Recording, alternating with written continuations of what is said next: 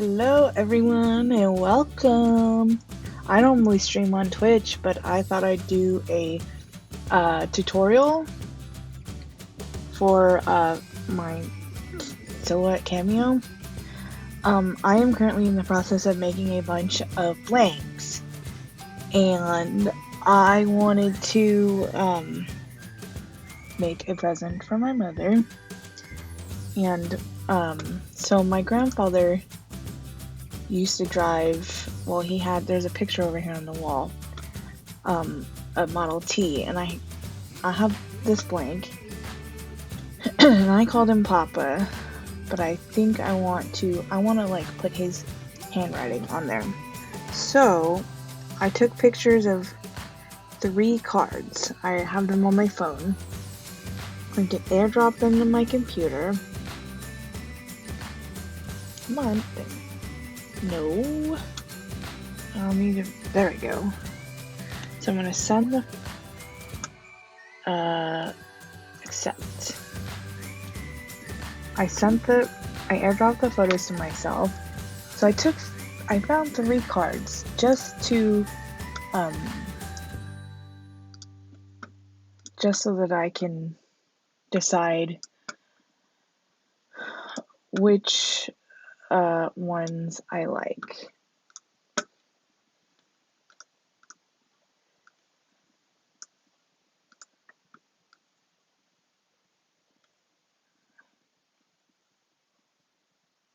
Oh wait, oh no. I thought those were the same. They're not. They're different cards, but just to see which one has the darkest ink, I'm thinking this one, because this one is too small.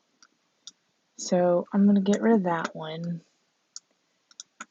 Out of the 2 of these, this one has the darkest. So I'm just for now, I'm gonna move that one sort of off my screen. Now, what I'm gonna do is I'm gonna go over here and I'm going to go to the trace panel. It's the one that kind of looks like a butterfly or a toast or whatever you want. It's the one that I have highlighted here. Right here, this blue one. So I'm going to click that, and then I'm going to hit select trace area. I don't have the thing, there we go, select trace area. And then I'm just going to I'm going to select that, and then I'm going to take my thing, and I'm going to draw over this font. And it's going to look a little funky, but we're going to play with it. And so I'm going to take my threshold and bring my threshold down. I want all the text to be relatively filled in. If there's a few stragglers over here, I can bring that in so I don't get those stragglers. First, I just start out with like just selecting my area, and then I can edit, get closer if I need to. So this looks pretty good. So then I'm going to hit trace, and you can see that it traced his words, his handwriting. So sometimes what I do, depending on how it turns out. Now, this actually turned out really good. But what I'm going to do is I'm going to release compound path just so that I can get make all these little things that are holes. This hole here is super small. And if I'm going to put it on a 3-inch keychain, that hole is just not going to show up. And I don't want the machine to freak out. So I'm just going to get rid of it. Because if let me show you. If you zoom out, like you barely even see it. Like if you, even just like here, it's so small that I don't want it to, ruin I'm just going to take it out. Now, if there was any other like super skinny, like something in here, or any of these loops were super skinny, then I would, anything else, I would just get rid of those. This one's pretty good. It's a decent size. but if there was anything in here that was super skinny that just wasn't going to show, then I'd get rid of it. So then I'm going to take it again, and I'm going to make compound path. That makes it one piece again. I'm not sure. Now, if I'm going to decide on this. If the font was super skinny, which this isn't that bad, but if the font was super skinny, then I would take my offset tool over here. That's the star with another star around it, and I would get as close as I could. Not exact, but I would get around it. Now, I'm noticing it's, oh, there we go. It's just taking its time. Now, this, sometimes for me, will keep going, and I have to, like, if I click a bunch on it, it just automatically goes. So I don't know why it does that for me, but if there was, if it was a font that was super skinny and I wanted to give it a little, handwriting, I wanted to give it a little more oomph to make it stand out, then yes, I could use my offset tool and no, I want to go down one more. I liked it at I think this is 25. So then I can hit apply, and then I can show you that it takes the font and just, I might actually, I do like this better. It missed some of the spots because they were just super small. But yes, if you wanted that look, but without, if it was super thin pen or they just have super thin handwriting, you could give it a little more oomph by doing that. But I think I'm going to leave this because I think this is a good size.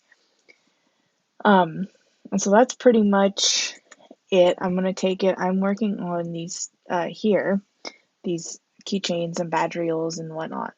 So I'm going to take this, and I got these from, as you saw, a greeting card. But you could, if you've got a recipe, if you've got, any number of things, then you can, any sort of text that somebody has written, you can do this trick with. Now it looks like I just need to make it a tad smaller. And now I'm cutting this out with HTV, so I'm not super worried about the super small font. If it was, if I was cutting it out of regular like 651, I might go with the this bigger one here. But yeah, if, like I said, if I'm, because I'm cutting it out of HTV and I know it's gonna, I'm gonna make sure it cuts right and blah blah blah, then I'm going to leave that. So I was gonna put his name and then like the year he was born and the year he died, but then I was like, ooh, I could do this. And so if I wanted to, I could release the compound path, select the top row, and group that, and then I could, oops, I missed a piece.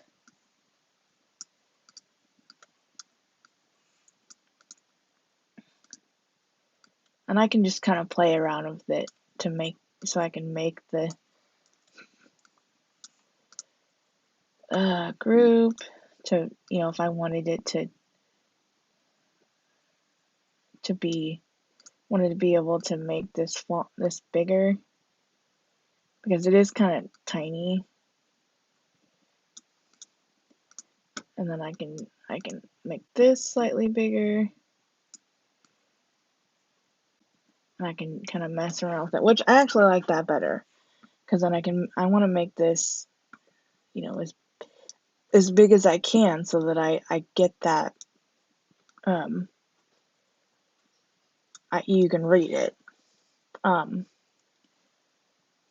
So yeah, that's how to cut any sort of fonts that are not fonts, but word, any sort of text people have written.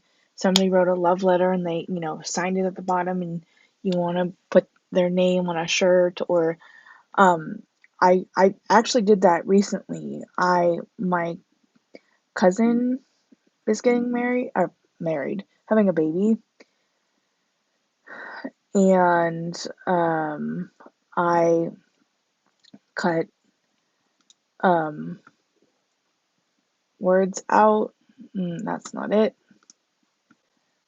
I cut I was able to find a card that my Grammy gave to me. Um, and so I cut out, nope, I was able to get from a card, it was a birthday card. And so I took the words. Shoot, what did I do with it?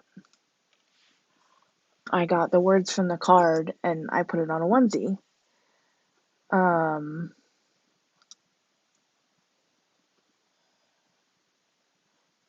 and I know this isn't it either. No, I don't know what I did with it. I was gonna show you, but save. Anyways, if I have a picture of it, I'll slap it up there. But yes, so that's that tutorial on how to take any text. So as long as you have a picture of it, you send that. You can email the picture to yourself. You can. I have Apple, so I just AirDrop it.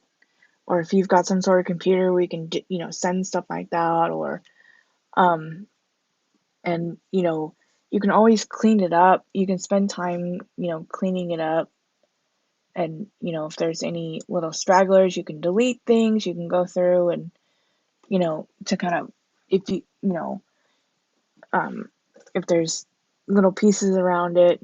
And so I also too like to go like that to see if there's anything that, but it doesn't look like it missed anything.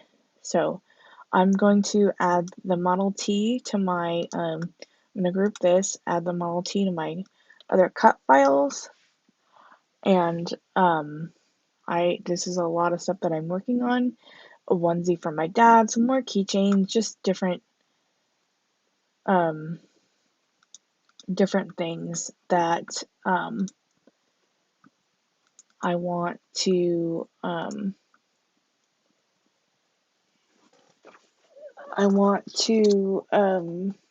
just gonna make a lot of things fit on the page. I don't like to waste vinyl. So I try to fill in areas and whatnot. So yeah, that's that tutorial on how to take text, or any kind of handwriting, whether it be a recipe or a card or whatever, and make it cuttable in Silhouette Studio.